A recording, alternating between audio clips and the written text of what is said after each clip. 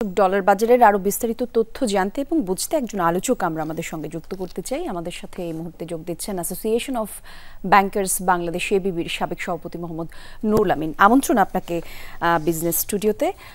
কিছু জিনিস আসলে জানতে চাই।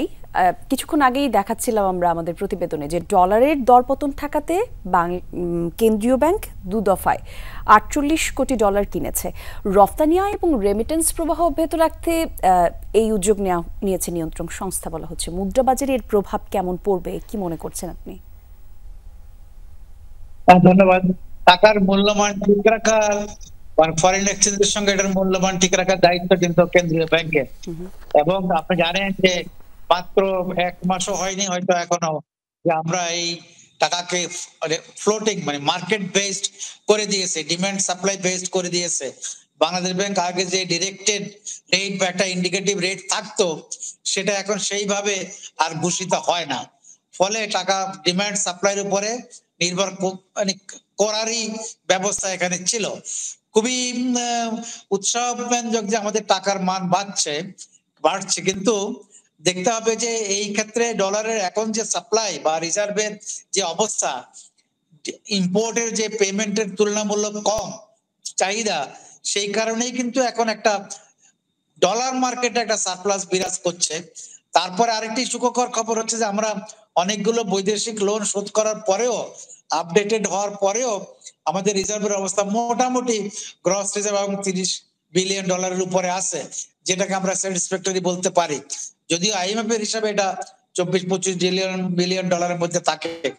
প্রশ্ন হচ্ছে এই মূল্যমানটা ঠিক রাখার বেনিফিটটা কে কারা কিভাবে পাবেন? অবশ্যই ইম্পোর্টাররা একটা বেনিফিট পাবেন, সেটা ইম্পোর্টাররাই পান, কিন্তু সেটা কনজিউমার পর্যন্ত কিন্তু পৌঁছে না বলে আমাদের ব্যক্তিগতভাবে আমরা এটা মনে করি যে ডলারের মান কমার ফলে, ইম্পোর্ট বিল কমার ফলে দ্রব্যমূল্য কমে না বলে কনজিউমাররা এটার কোনো বেনিফিট পায় না। এক, আবার রপ্তানি এবং রিমিটেন্স আমাদের লাইফলাইন ফরেন এক্সচেঞ্জের ক্ষেত্রে। আমাদের যেহেতু ইম্পোর্ট তুলনামূলকভাবে বেশি, এক্সপোর্টের চেয়ে রিমিটেন্স দিয়ে আমরা সেটা কভার করি, এইড লোন গ্র্যান্ট বাটার দিয়ে আমরা সেগুলো কভার করি। ওই ক্ষেত্রে আপনার যখন ডলারের দাম বাড়তে থাকে, মিন টাকা ডিভ্যালুড হতে থাকে, তখন কিন্তু এই রিমিটেন্সের ফ্লো, এক্সপোর্টের ফ্লোটা তুলনামূলক অবশ্যই ভালো থাকে। যদিও ইম্পোর্ট পেমেন্টের ক্ষেত্রে সেটা কিছুটা হয়তো ক্ষতিগ্রস্ত হয়। মূল কথা যেটা সেটা হচ্ছে আমি মনে করি মূল্যবান যে এখন এই ওপেন মার্কেটে ছেড়ে দেওয়ার পরেও এই অবস্থায় আছে, আমি মনে করি এটা একটা বড় সাকসেস। তারপরে এখন আমাদের টাকার মূল্যমান বাড়ছে, এটা কিন্তু অ্যাজ ইন্ডিকেশন খুব ভালো। যদি আমাদের ইকোনমিটা আরো কম্পিটিটিভ হতো তাহলে হয়তো একটু বেটার হতো আর কি। বাট এখন রিমিটেন্স এবং এক্সপোর্ট যেন ক্ষতিগ্রস্ত না হয় সেই জন্য বাংলাদেশ ব্যাংক এই কাজটা করছে। একই সাথে আশঙ্কার কথা যেটা আসলে আমরা জানাচ্ছিলাম আমাদের প্রতিবেদনে কিছুক্ষণ আগে, ডলারের যে দরপতন সেটা যদি আবার অব্যাহত থাকে তাহলে রপ্তানি এবং ক্ষতিগ্রস্ত হওয়ার পাশাপাশি রেমিটেন্সের একটা বড় অংশ হুন্ডি হয়ে যেতে পারে। এই ধরনের শঙ্কা যদি থাকে তাহলে করণীয় কি? সেক্ষেত্রে সাধারণ মানুষ কি করতে পারে? সেন্ট্রাল ব্যাংক কিন্তু সেই কাজটা করছেন। সেন্ট্রাল ব্যাংক এটার প্রুডেন্সিয়াল রেগুলেটর হিসেবে, এটার অবজারভার বা এটার যে দায়িত্ব হিসেবে যে কাজটা করছেন, ডলার তারা কিনছেন। ডলার তারা কিনা, এটা হয়তো আইএমএফ যখন ডলারের দাম বাড়তে থাকলে তারা আপত্তি করতে থাকে, এই আরো ছেড়ে দাও, আরো মার্কেট বেস করে দাও। এখন এটার দাম কমছে, এতে কিন্তু আইএমএফ একটু চুপ আছে। বাট আপনি মূল্যমান ঠিক রাখার যে বিষয়টা, স্ট্যান্ডার্ডটা ঠিক রাখার জন্য বাংলাদেশ ব্যাংক যে কাজটা করছে, আপনি ৪৮-৫০ মিলিয়ন যেটা কিনেছেন, আমি মনে করি এই পদক্ষেপটা এই মুহূর্তের জন্য সঠিক। এই জন্য যে আমরা যেহেতু আমাদের খুবই পারফেক্ট ইকোনমিতে আমাদের এমন বেশি চাহিদা ছাড়াইয়া গিয়ে আমাদের এক্সপোর্ট এবং রিমিটেন্স আমাদেরকে অনেক সারপ্লাস দিচ্ছে না, সেজন্য এটাকে অ্যাডজাস্টমেন্ট ব্যালেন্স করার জন্য বাংলাদেশ ব্যাংক এই কাজটা করতেই পারে। সেই ক্ষেত্রে এটাকে আমি নিয়ন্ত্রণ বলবো না, এটাকে এক ধরনের সুপারভাইজ করে এটার মান ঠিক রাখার জন্য যে কাজটা করছে সেন্ট্রাল ব্যাংক, আমার মনে হয় এই মুহূর্তের এটাই কাজ। আবার যখন ডলার সাপ্লাই আরো বেড়ে যাবে, টাকা রিভ্যালু হওয়ার জন্য যথেষ্ট সুযোগ থাকবে, তখন বিবেচনার বিষয়টা আরেকভাবে বিবেচনা করা যাবে বলে আমি মনে করি। বাট কোনোভাবেই রিমিটেন্স এবং এক্সপোর্ট ক্ষতিগ্রস্ত হয় এমন পদক্ষেপের দিকে অবশ্যই সেন্ট্রাল ব্যাংক নজর রাখবেন।